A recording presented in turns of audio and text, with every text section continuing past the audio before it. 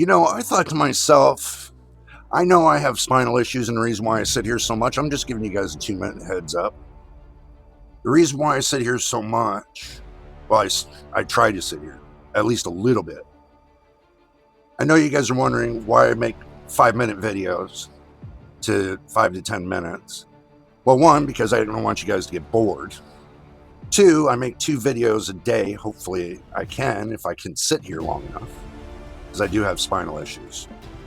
But I do sit here long enough to make you guys some of these cool little videos. I know they're not build videos right now, but the thing is, the reason why they're not build videos is because of the price of hardware.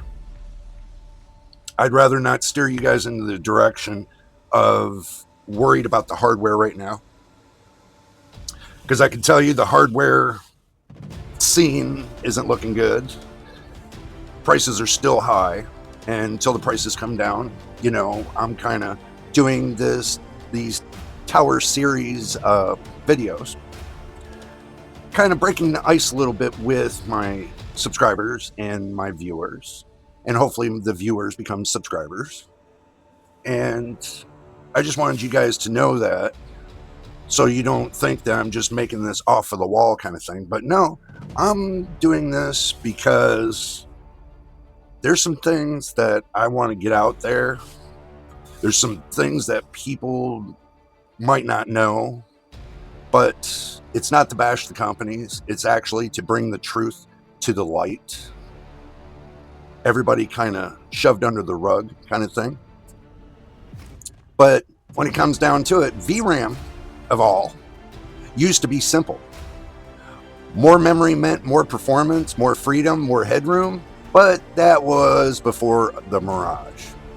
Okay. Before the moment that VRAM stopped being a resource and became a marketing weapon, like today, 16 gigabyte doesn't mean what you think it means. Neither does 20 or 24, because VRAM isn't about capacity anymore. It's about control. Control how your GPU manages memory, compresses textures, reconstructs details, and decides what you actually see on the screen, if you didn't know that. And here's the truth. Most of the VRAM you think you're using, you're not. Games allocate memory that they don't need. That's the way games do things. They allocate the memory they don't need. GPUs reserve memory that's never touched, and benchmarks show usage that's really just a reservation. The Mirage works because it looks real, okay? But the real bottleneck isn't the number printed on the box. It's the efficiency of the memory pipeline, the texture streaming, compression algorithms, and cache hierarchy. And AI-driven reconstruction matters more than raw gigabytes, some people say. 12 gigabyte card with smart memory management can outperform a 16 gigabyte card that wastes bandwidth, if you didn't know that. A 24 gigabyte card can choke if the pipeline is inefficient. If it doesn't have any true efficiency, it's inefficient. And a GPU with neural compression can make 8 gigabytes have like 20. If you guys didn't know, everybody cracked on them 8 gigabyte cards. If you do it right, it can feel like you're running 20 gigabytes. Is that a mirage?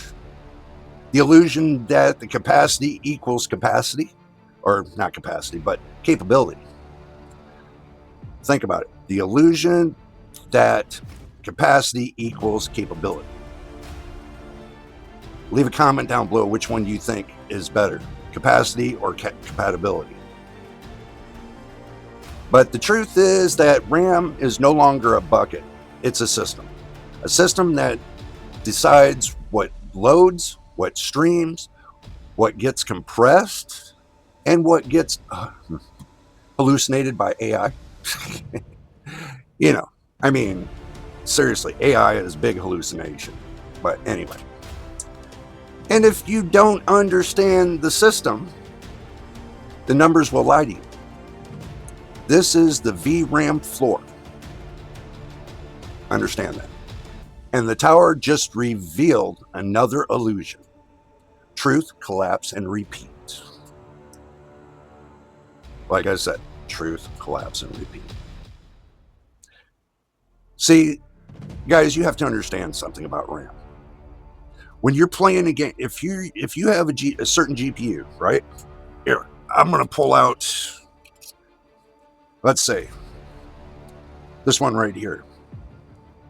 This one is the Challenger 7600, right? This has got 8 gigabytes of VRAM. Now, this one is the Gigabyte Eagle 3060. Okay, let me explain something to you. If I plug this in, it's going to allocate, because it's got 8 gigabytes of VRAM, it's going to allocate up to 6.57 gigabytes. Where this one right here is 12 gigabytes. It's gonna go all the way up between 10.5 and 11 gigabytes. Using the same configurations. Both of these are using the same CPU, same configurations and everything. Only difference is the software. But if you take the software out of the line and just use the drivers only for both of these, just the drivers, then the truth comes to light. This one right here with 8 gigabytes of VRAM will run just as good as this one right here. And I know you guys are going to say I'm wrong about it, but I have both of the cards. I've tested both of the cards on at least 3 or 4 different games.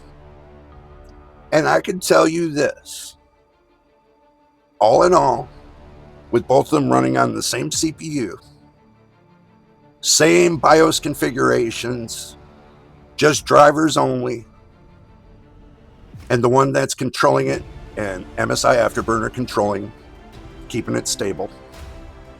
Which it's stable just on the drivers alone. You really don't need MSI Afterburner anyway. Which I don't overclock anything. I just leave them at zeros, which it leaves it neutral, and it just runs strictly off the drivers. They both still, off of the same program, same settings, same everything, are between 2 gigabytes difference of each. So that means if I'm running between 10 and 11 gigabytes on the 3060, and I'm running between 6.5 and 7 gigabytes on the 7600, just putting it out there, running the same settings, same display settings, everything. Same. They get equal to almost the same performance. Without burdening the VRAM itself. Everybody has their own taste in cards. But I can tell you this. There is nothing wrong with, right now, using an 8 gigabyte graphics card. I spent a week, took my 4070 out, which is rare for me to do. And I ran that 7600 for a week. It has AV1 encoding. It can game and do live streaming at the same time. I've already tested it. Just had to rebalance everything in OBS, which was not a problem. Ran fine for a whole week. You guys really didn't notice it. Except for that one time I did tell everybody, I'm on the 7600. But I ran it for a whole week. Compared to my 4070, yeah, my 4070 is a beast compared to that. But all in all, it's not a bad card. It's a good card if you want to get by. 8 gigabytes is good to get you by, because you can run it between 5 to 7 gigabytes of VRAM without stressing out the card. Even on medium settings.